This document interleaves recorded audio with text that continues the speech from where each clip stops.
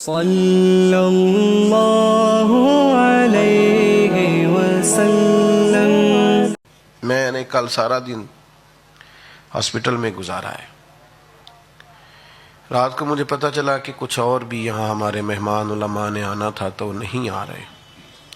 مجھے اصرار کیا سب نے کہ آپ چھٹی کریں، ابھی ڈاکٹر آپ کو کہہ رہا ہے۔ تو میں نے کہا یار میرا بھی ایک منصب ہے، اس کا بھی ایک تقاضا ہے، میں نے وعدہ کیا ہے۔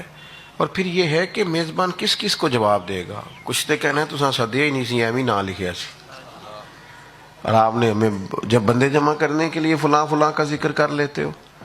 میری آپ بات کو سمجھیے گا، اپنے اپنے منصب کے تقاضوں کا ہم لحاظ کریں، ہم چیزوں کا خیال کریں۔ عالم علم کس لیے سیکھیں؟ اپنے دل کی روشنی کے لیے۔ میرے ایک طالب علم نے مدرسے کے ایک دن مجھ سے پوچھا تھا کہ جمعہ پڑھاتے ہیں، خطیب ہے، مجھے کہنے لگے کہ مجھے کوئی کتاب بتائیں، مطالعہ کہاں سے شروع کروں؟ میں نے کہا پتر، لوگوں کے سنانے کے لیے اگر پڑھنا ہے تو علم نہیں آنا۔ یہ تو آپ اس لیے پڑھ رہے ہیں نا کہ کچھ دیر پڑھوں گا اور جمعے میں باز کروں گا، تو یہ نہیں آئے گا۔ آپ اپنی تربیت کے لیے پڑھیں، اور آپ پڑھیں، اور اتنا پڑھیں کہ ایک دانشور نے کہا تھا کہ میرے گھر میں تو جس کاغذ میں ہلدی آتی تھی نا، میں اسے بھی پڑھا کرتا تھا کیا لکھا ہوا ہے، میں غور کرتا تھا۔ مطالعہ تو مطالعہ ہے، آپ پڑھیں، اور علم تربیت کے لیے حاصل کریں، بحث کے لیے حاصل نہیں کریں۔ یہاں سے لوگ مسئلہ پوچھیں گے، جا کے اپنے محلے کے امام سے لڑیں گے، وہاں تو مولانا یہ کہہ رہے تھے اور آپ یہ کہتے ہیں، بلکہ وہاں سے کئی دفعہ اپنے علاقے سے آ کے پوری بات نہیں بتائیں گے، کسی مفتی سے فتویٰ لے جائیں گے اور جا کر امام کو پریشان کریں گے۔ آپ نے تو روح مسئلہ وہاں بیان ہی نہیں کی، اور جس عالم سے پوچھا اس نے تو جو سوال تھا اس کے مطابق آپ کو جواب دے دیا۔ ہم کیا کرتے ہیں؟ الجھاؤ کے لیے چیزوں کو لیتے ہیں۔ الجھاؤ نہیں زندگی میں پیدا کریں، دین کو سیکھیں آپ، اور آپ ایک ذوق بنائیں کہ میں نے اپنی تربیت کے لیے سیکھنا ہے۔ آپ کو لطف آئے گا پڑھنے پڑھانے کا، آپ خود بخود اس میں لطف لینے لگیں گے، مزہ لینے لگیں گے، اور یہ چیز بور نہیں کرے گی۔ جتنے بھی میرے دوست سننے والے بیٹھے ہیں، یہ جمعے والے دن ایک ڈائری بنائیں، اس پہ لکھیں آج مولانا نے کیا بیان کیا۔ امام مالک رحمۃ اللہ علیہ کے دروازے پہ دستک ہوتی تو کوئی شخص آتا تو امام صاحب پوچھتے کہ اسے پوچھو فقہی مسئلہ پوچھنا ہے کہ حضور کی کوئی حدیث سننا ہے۔ یہ دیوانگی نہیں، یہ شعوری عشق ہے۔ یہ مست لوگ نہیں تھے، انہوں نے نا اپنا ذائقہ ہی رسول پاک کا دین بنا لیا تھا۔ پیر کا بتایا ہوا وظیفہ بڑی بات ہے، تو کیا حضور کی حدیث کے اندر لذت اور کیف کئی ساری دنیا سے بڑھ کے نہیں ملتا؟ لیکن آپ اس چیز کو اس ذائقے سے لیں تو صحیح۔ ہم نے تو اپنے اسکولوں کی دیواروں پر انگریزوں کے قول لکھ دیے، حدیثیں ساری یاد کرا لی ہیں لوگوں کو۔ کیا ہم نے ساری احادیث اور قرآن مجید یاد کرا لیا جو ہم ادھر چلے گئے؟ میرے عزیز، اس کی لذت لیں، اس کا ذائقہ لیں، اس کا مزہ۔ ابھی آپ مفتی صاحب سے سن رہے تھے کہ مدینہ شریف سے ایک بندہ چل کے دمشق کی جامع مسجد آ گیا۔ یہ تو جب کوئی چلے گا نا کہ میں حضور کی حدیث سننے جا رہا ہوں، تو یہ پھر اس کا ذوق بتائے گا کہ کدھر جا رہا ہے۔ حضرت عبداللہ ابن عمر رضی اللہ تعالیٰ عنہ فرماتے ہیں، میں جب بھی حضور کی بارگاہ میں جاتا تھا نا، یہ نوجوان غور کرو یار، کہتے ہیں میں جب بھی جاتا تھا نا، جو میرے کریم فرماتے تھے میں لکھ لیتا تھا، میں اسے لکھتا تھا۔ کتنا کچھ سونا کام ہے حضور کی باتوں کو لکھنا، لیکن اس میں ذائقہ پیدا کرنا ہے، خشک نہیں، اس میں ذائقہ۔ کسی جگہ سرکار نے فرمایا نہیں کہ جب میری حدیث لکھو تو پہلے غسل کرنا، امامہ باندھنا، خوشبو لگانا، حضور نے حکم نہیں دیا۔ لیکن امام بخاری جب بھی حدیث لکھتے تھے پہلے غسل کرتے، پھر خوشبو لگاتے۔ کام جو کرنا ہے تو ذرا اس میں ذائقہ آ جائے نا تو وہ مزہ دینے لگ جاتا ہے۔ تو حضرت عبداللہ، حضور کو پتا تھا یہ کس طرح آتے ہیں، کیا کرتے ہیں۔ کریم نے بلا کے فرمایا لکھتے تھے، چھوڑ کیوں دیا؟ عرض کی یا رسول اللہ، مجھ سے کسی نے کہا ہے کہ محبوب کبھی جلال فرماتے ہیں، کسی وقت کوئی حدود شرع کو پامال کرتا ہے تو نبی کریم علیہ السلام اس پر جلال بھی کرتے ہیں، کبھی حضور بڑے خوش بھی ہوتے ہیں، تو ہر بات لکھتا ہے۔ تو نبی کریم نے 3 دفعہ فرمایا لکھا کر لکھا کر لکھا کر. فرمایا مجھے اللہ کی عزت کی قسم میں کسی حال میں بھی ہوں میرے منہ سے جو بھی نکلتا ہے حق اور سچ ہی نکلتا ہے. میں ایک محفل میں تھا تو ایک بچہ آ گیا کہنے لگا کہ مجھے بھی تھوڑی اجازت لے دیں 10 منٹ حضور کی بارگاہ میں حاضری لگوانی ہے. میں کہ پتر جی تے اتھے لوانی ہے تے کلیاں بھی نعت پڑھیں گا تے لگ جائے گی. تو باقی اگر مقاصد اور ہیں تو پھر چلو میں سفارش کر دیتا ہوں. اگر وہاں لگوانی ہے نا وہاں تو پھر تو جہاں بیٹھ کے بھی پڑھے گا تیری حاضری. میری بات کی سمجھ آ رہی ہے؟ اور میں آپ سے اپیل کروں گا درد سے، اگر آپ بات مانیں گے تو میرے گناہ معاف ہوں گے. اکیلے میں نعت پڑھا کرو، اپنی گاڑی میں نعت سنا کرو. رات جب کوئی نہ ہو تو پھر کہا کرو، پڑھ سنا کرو کہ بڑی امید ہے سرکار قدموں میں بلائیں، اور کرم کی جب نظر ہوگی مدینے ہم بھی جائیں گے. جب اکیلے ہو نا اکیلے تو پھر وہ منظر یاد کیا کرو جب وہ بٹھاتے ہیں نا مکہ شریف سے مدینہ طیبہ کو لانے کے لیے.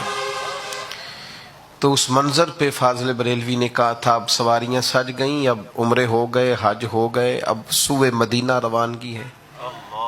تو یہ ایک تخیل ہے، ذرا اس پر غور کرنا کہ اچانک کسی بندے نے بیچ میں سے بول کے کہا حاجیو آؤ شہنشاہ کا روضہ دیکھو. تم کعبہ تو دیکھ چکے ہو، اب ذرا کعبے کا بھی کعبہ دیکھو. آؤ اب تمہیں حضور کا گنبد خضرا دکھائیں. آؤ یہ ذوق دیکھو اور پھر اس کی کیفیت دیکھو، اور اس پر جو وارد پھر آپ کی کیفیات ہیں ان کو ملاحظہ کرو. میرے عزیز آپ علم حاصل کریں پر وہ ایسا نہ ہو جس میں نفع نہ ہو، لفظوں کا گورکھ دھندا نہ ہو، صرف جملوں کو مرتب کرنے کا طریقہ نہ ہو. آپ کا علم نافع ہو، آپ اس پر عمل کریں، آپ اس کے مطابق اپنی زندگی کو ڈھالیں. زندگی میں کسی سے آپ کی کبھی لڑائی ہو جائے نا اور سامنے والا ان پڑھ ہو تو انتہائی کمزور آدمی بھی بیچ میں سے اٹھ کے کہتا ہے یار تو پڑھا لکھا ہے. کہتے ہیں کہ نہیں؟ ایتھے نہیں آندے ایسے ایسے تو کرو ہلکا ہلکا. کہتے ہیں یار تے کیوں کہتے ہیں؟ کہ پڑھے لکھے لوگوں سے لوگوں کی امیدیں زیادہ ہوتی ہیں. پڑھے لکھے لوگوں سے لوگوں کی امیدیں، بھئی تو پڑھا لکھا ہے کیوں لڑ رہا ہے؟ مانا کیا ہے؟ پڑھے لکھے میں تو ظرف زیادہ ہوتا ہے، پڑھے لکھے میں تو حوصلہ زیادہ ہوتا ہے، بردباری زیادہ ہوتی ہے. یہ عام آدمی کا تجزیہ ہے. وہ تو سیاحوں پہ آنا ہو کے کر رہے وہ انہوں چھڈو حضرت صاحب تسی تے سیانے بنتے ہو. یہ سمجھیں آپ، جب لوگ کسی کو صاحب علم سمجھتے ہیں تو اسے لوگ پھر ذمہ دار بھی سمجھتے ہیں. لوگ اس پر ڈیوٹیاں، اعلیٰ حضرت فاضل بریلوی رحمت اللہ نے کہا تھا اے گروہ علماء اگر تم نے نفل چھوڑے تو قوم سنتیں چھوڑے گی، اور اگر تم نے سنت کا ترک کیا تو لوگ واجبات چھوڑیں گے. دیکھو نا بڑی آسانی سے لوگ کہہ دیتے ہیں نا عصر کی پہلی 4 سنتیں غیر موقع ہیں، لیکن آپ کو پتہ ہے عصر سے پہلے جو بندہ 4 رکھتے پڑے اسے نبی پاک نے دعا دی ہے. آپ بات کو سمجھیں نا، کس لیے علم سیکھا ہے؟ ہمارے استاد تھے تو وہ کہتے ہیں کہ میرے دادا جی تہجد میں اٹھتے تھے اور میں عالم تھا. تو ایک دن مجھے فجر کی نماز میں مسجد سے باہر نکل رہے تھے تو مجھے کہنے لگے حافظ سیال وچ بھی سہری لے نہیں ساسو اٹھنا تے پڑھیا کا دلی صحیح.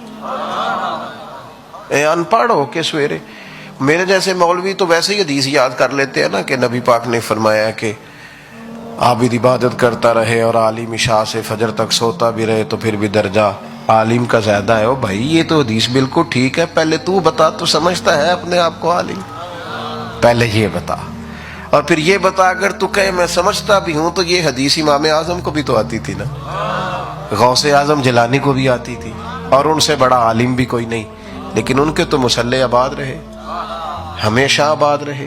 تو علم وہ جو نفع بخش ہو، اس میں فائدہ ہو. ہمارے استاد صاحب جب کچھ طلباء فارغ ہوتے تو ان میں جو قابل ہوتے ان کی ذمہ داری مفتی صاحب جانتے ہیں کہ جو ذرا قابل طلباء ان کو تدریس پہ لگایا جاتا ہے، اسباق دیے جاتے ہیں. تو کچھ طالب علموں کو اسباق آپ نے عطا کیے تو ساتھ فرمانے لگے بیٹا کسی طالب علم کی ضد نہیں پیدا کرنی. تو ایک دوست نے سوال کیا طالب علم کی بھی ضد ہوتی ہے؟ فرمانے لگے کسی وقت کوئی طالب علم غلطی کی، آپ نے سزا دی، پھر اس نے کمیٹی کو بتایا، پھر گھر بتایا، آپ کی شکایت لگائی، آپ کو تکلیف ہوئی، بعض اوقات بندہ دل میں ضد پیدا کر لیتا ہے. تو فرمانے لگے اسے نادان ہی سمجھنا، اسے بچہ ہی سمجھنا بیٹا تھا بھول گیا، سمجھنا اس نے غلطی کر لی ہے. ایسا نہ ہو کہ تمہاری ضد ہو اور اس کا مستقبل سارا خراب ہو جائے. یہ صاحبان علم کی ذمہ داریاں ہیں، اور میں اور آپ ہر جدید چیز سے ہم فائدہ اٹھا رہے ہیں. واٹس اپ کرنے ہم نے سیکھ لیے، اسٹیٹس لگانے ہم نے سیکھ لیے، فوٹو چڑھانی ہم نے سیکھ لی، لائکس کمنٹس دیکھنے ہم نے سیکھ لی، سب پتہ ہے ہمیں. میرے بھائی قرآن پڑھنا کب سیکھنا ہے؟ وضو غسل نماز کے مسائل کب سیکھنے؟ باقی سب پتہ چل گیا ہے. ہم نے بڑی ویڈیوز دیکھ لی، ہمیں پتہ چل گیا فلاں جگہ کیا ہو رہا ہے، فلاں جگہ کیا ہو رہا ہے. قبر حشر کو معاملات کو ٹھیک کرنے کے لیے بھی کچھ دیکھا ہے؟ اپنے آپ سے دھوکہ نہ کرو. اگر بلی کو دیکھ کے کبوتر آنکھیں بند کر لے تو بلی چھوڑ کے نہیں جایا کرتی. آپ کہتے رہیں میں ٹھیک ہوں، میں تندرست ہوں، ابھی بڑی عمر پڑی ہے، تو اس کا یہ مطلب نہیں کہ موت آئے گی نہیں، اس کا یہ معنی نہیں کہ مرنا نہیں. ملک میں بہت افراتفری بعض اوقات ہو جاتی ہے، اور بعض اوقات یہ بھی ہوتا ہے ہمارے ہاں کہ ہمیں خبریں سننے کو ملتی ہیں کہ فلان جگہ خودکشی ہو گئی، معاذ اللہ. میں دوستوں سے گزارش کرتا ہوں کہ آپ اپنے نوجوانوں کو عقیدہ توحید و رسالت سمجھائیں تو صحیح، انہیں عقیدہ آخرت سمجھائیں تو صحیح. انہیں کہیں کہ قبر دوزخ کا گڑھا ضرور ہے پر فاسق فاجر کے لیے. مومن کی قبر کا حال انہیں بتاؤ، انہیں دین پڑھاؤ، انہیں بتاؤ کہ مومن کی قبر نہیں ہوگی، باغ ہوگا، باغ. ایک منٹ کے لیے سوچو، مرنے کے بعد جس کو باغ میں جانا ہے وہ ڈرے گا باغ میں جانے سے، اور باغ بھی معمولی نہیں، جنت کے باغوں میں سے باغ، اور باغ اتنا سونا جس میں پہلی زیارت ہی مدینے والے رسول کی نصیب ہو. خوف آتا ہے اسے. آج پھولے نہ سمائیں گے کفن میں آسی، کیونکہ قبر کی رات ہے ان سے ملاقات کی رات. اور پسے مردن فرشتوں نے جو تلاشی لی تو کیا نکلا؟ فرشتے میں مرا تو میرا کفن، پسے مردن بعد مرنے کے فرشتے میرا کفن ٹٹولنے لگے. پسے مردن فرشتوں نے جو تلاشی لی تو کیا نکلا؟ فقط تک دل کے گوشے سے خیال مصطفیٰ نکلا. صلی اللہ